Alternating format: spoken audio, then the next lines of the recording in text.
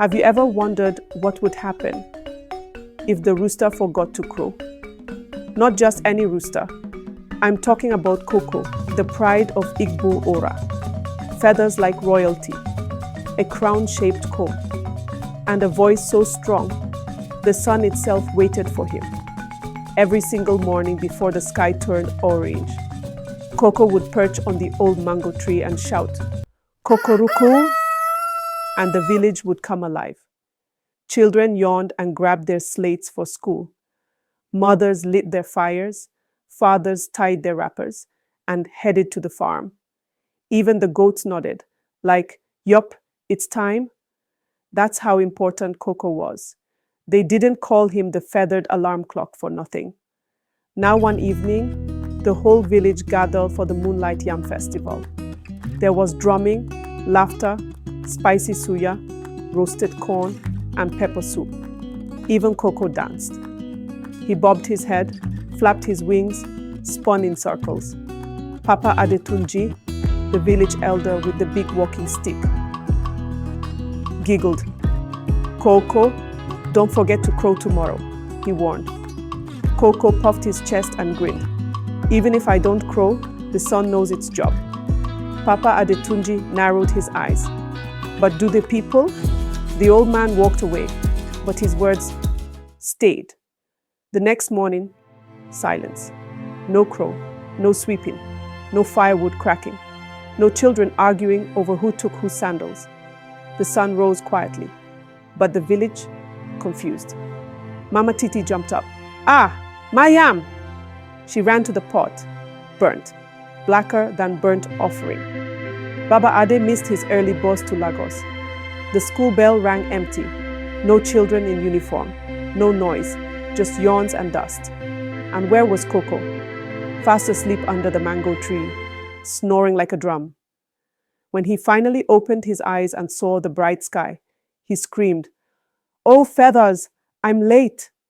He ran out and gave the loudest kokoroko of his life, but it was too late. The village was already in chaos. Later that evening, everyone gathered beneath the big mango tree. The mood was serious. Even the talking drum stayed quiet. They all turned to Koko. "Why didn't you crow?" someone asked. I overslept," he mumbled. Murmurs filled the air. "Maybe he's tired. Maybe we need a new rooster. I missed my interview. My akara tasted like sand today." Koko's chest dropped. He looked down. His feathers didn't feel royal anymore. Then, Papa Adetunji stepped forward. He tapped his stick and cleared his throat. "The sun will rise, yes, but it's not the sun that wakes the people. It's the crow. It's not just noise, it's rhythm, it's tradition, it's our order." He looked at Koko and said, "Even if no one says thank you, someone is always counting on you." Koko didn't say a word that night. He just sat quietly by the fire, watching shadows dance. Mama Titi brought him a small bowl of roasted maize. "I'm still angry," she said, "but I know you'll get it right next time." Then little Nkechi, no older than 6, sat beside him. "I still like your crow," she whispered, "even when it's late." Koko smiled for the first time that day. The next morning, before the sky even stretched, before the goats even bleated, "Kokoruko!" Loud, clear, honest, not perfect, but real. And the village smiled.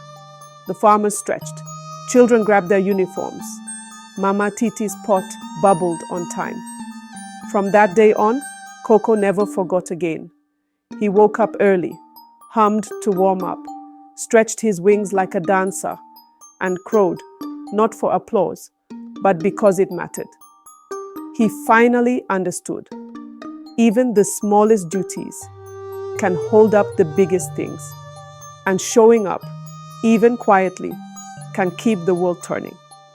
And as our slogan goes, the one who listens today becomes the storyteller tomorrow. Thank you for listening. Don't forget to like, subscribe, and share.